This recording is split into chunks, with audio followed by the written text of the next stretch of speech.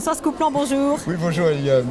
Alors, je vois que vous avez des merveilleux livres que j'ai découverts aujourd'hui. Ah ouais? Mais oui, Vertige des saveurs, moi qui suis gourmande, ça va être formidable. Est-ce que vous pouvez nous en parler? Les images sont magnifiques d'ailleurs.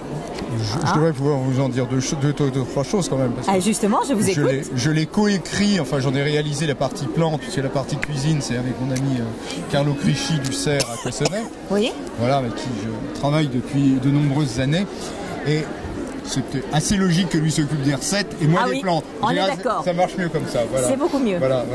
Donc vous allez chercher des plantes. Voilà, donc l'idée, c'est ça, ces plantes que moi je connais depuis...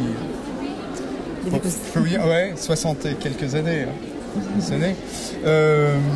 Et que je cuisine d'ailleurs moi-même depuis que je suis petit. D'accord. Là, moi, je me contente déjà de présenter les plantes, ce qui est une excellente chose, parce que c'est absolument extraordinaire tout ce qu'il y a autour de nous et qui est méconnu. Et quand c'est transcendé en plus par le talent d'un chef cuisinier, bien sûr. Ma foi, c'est encore mieux que ce que je peux faire moi-même à ma petite échelle. Je me dis, j'aime bien cuisiner aussi, je cuisine quotidiennement avec toutes ces petites plantes, là, surtout qu'en ce moment c'est la saison, ça explose, c'est merveilleux.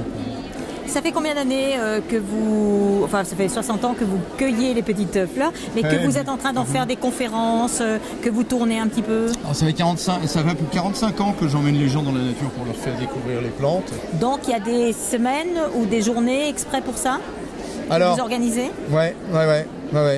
Soit des semaines, effectivement, surtout pendant les vacances, et puis dans des lieux choisis, en montagne en particulier. Soit des week-ends où là, ça se passe davantage dans des endroits, je dirais, périurbains. Les gens ont un petit peu moins de temps pour se déplacer.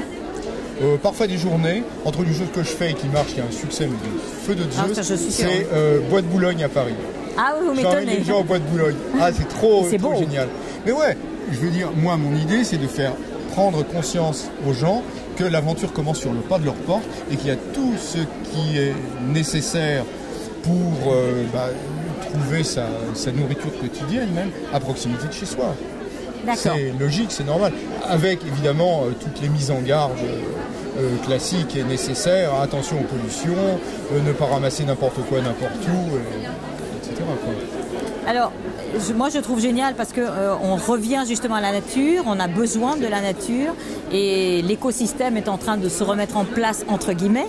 Oui, on y met des guillemets parce que ça nous demanderait plus qu'un quart d'heure de discussion. Mais en gros, je veux dire, en Europe, on n'a pas de nature sauvage.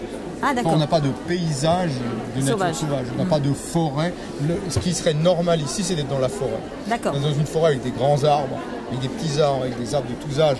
Et il n'y en a pas en Europe. Il n'y en a pas. Tout a été exploité, tout a été coupé à partir du XIe siècle. On a quelques petites poches de jolies forêts en Europe de l'Est.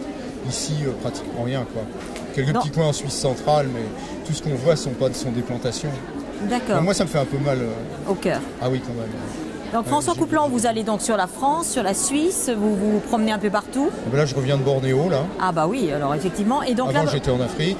Donc vous faites des séances, des séminaires, des choses comme ça pour apprendre aux gens à mieux connaître les plantes et à savoir les utiliser? Voilà, c'est ça, c'est un partage. Je veux dire, j'apprends des tas de choses quand je voyage ou même quand je suis sur place. Bien sûr. Je veux dire, j'ai jamais fini d'apprendre, c'est ça qui est fabuleux. Et puis d'un autre côté, je partage mes connaissances, je vais dire mes faibles connaissances, parce que si je veux être très honnête, j'étais là-bas, j'étais à Bornéo. Je trouve dans un endroit 750 km², 6000 espèces de plantes, 2 fois plus qu'en Suisse, et 60% de plantes endémiques qui se trouvent que là-bas uniquement. C'est magnifique. Sur un petit territoire, et à côté de ça, des forêts magnifiques, à côté de ça, tout coupé pour l'huile de palme, et des trucs dramatiques. Donc je vois les deux côtés de la chose, la belle nature telle qu'elle existe. Telle qu'elle existe encore dans certains coins et telle que je me sens vraiment parfaitement à l'aise et que j'aime. Et puis à côté de ça, toute la destruction, mais hyper rapide, quoi, je veux dire, et dont on est co-responsable. D'accord. Vraiment co-responsable. Écoutez, c'est un plaisir pour recevoir François Couplan. Vous avez, en tout cas, vous refaites quelque chose dans ces prochains jours? Dans les prochains jours, qu'est-ce que je vais faire dans les prochains jours? Dans les prochains mois plutôt. Dans les prochains jours, oui, parce que j'ai monté une école à Lyon, oui. Une formation s'appelle Collège pratique d'ethnobotanique, pour apprendre aux gens les relations entre l'homme et les plantes, et non seulement leur apporter des données techniques, mais également les faire réfléchir à notre place dans la nature, et ça me paraît fondamental. Et j'ai décidé de mettre ça à Lyon parce que c'est assez central pour tout ce qui est francophonie. Et donc là, ça me prend énormément de temps. Enfin, un week-end par mois en tout cas, sinon 2 week-ends par mois, donc c'est super. Ah ouais, mais j'adore ça, c'est bien. Et puis, on sent que vous êtes passionné, que vous dégagez, on le sent. Oui, je peux pas faire autrement. Hein. Je vis pour ce qui me donne envie de vivre, quoi. Et les plantes sont au centre de ça, pour moi en tout cas. D'accord. Et je pense pour tout le monde ça devrait l'être, parce qu'on ne peut pas vivre sans plantes. On ne peut pas. Non. On ne peut pas. On a besoin de ces plantes. Ces plantes qui nous entourent sont les aliments de base pour lesquels on est fait. C'est pas compliqué. On est d'accord. Elles contiennent tous les nutriments nécessaires à notre organisme, des protéines complètes, équilibrées en acides aminés essentiels.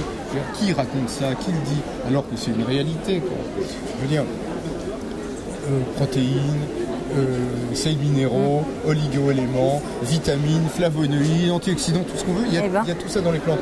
Donc, j'aime effectivement faire découvrir ça aux gens, parce que déjà quand je vois la petite lueur qui s'allume dans les yeux d'une personne à qui je fais froisser une feuille de plantain, attends, mais je marche là-dessus, et ça sent le champignon, c'est extraordinaire, quoi. Et quand en plus on s'en nourrit, on prépare des repas ensemble, que les gens poussent des cris d'exclamation, parce que c'est bon, ou parfois c'est bizarre, hein, ça fait rien, il faut tester, Enfin, en tout cas, il se passe quelque chose, ça laisse pas indifférent, ça c'est sûr. Et qu'après, au final, on se sent bien, oui, c'est bien. Voilà. C'est super, merci. Et puis après, je pars en Bretagne. D'accord. En Bretagne, on va aller ramasser les algues. Je travaille avec une cuisinière japonaise qui vient du Japon pour nous faire la cuisine dans nos stages. Donc on fait plein de plantes avec elle. D'ailleurs, tout à l'heure, je donne une conférence sur le Japon, justement, parce que... À quelle heure? 15h30. D'accord, très bien, juste après, c'est pour ça que je dois les monter maintenant, juste après Régis Lamotte. Oui. Qui fait l'hypnose. C'est parfait. Après l'hypnose, le Japon, oui. Ah, c'est génial. On va pouvoir découvrir la liberté. Parce qu'à travers le monde, il y a des gens qui ont une relation à la nature qui est très différente de la nôtre en Occident, et que ça fait pas mal de savoir que ça existe et qu'il est possible de concilier la technologie la plus développée et une relation réelle, profonde à la nature en utilisant les plantes qui nous sont offertes, quoi, et qu'on a malheureusement laissé de côté. Il y a une parenthèse, maintenant refermons-la et puis allons-y bientôt. Merci beaucoup François. Avec plaisir. Au plaisir. Et en tout cas, je vous souhaite plein de chance, plein de succès. C'est génial ce que vous faites pour toute la nature. Merci. À bientôt, je vous embrasse. Merci. Bientôt. Merci. Ouais, avec plaisir.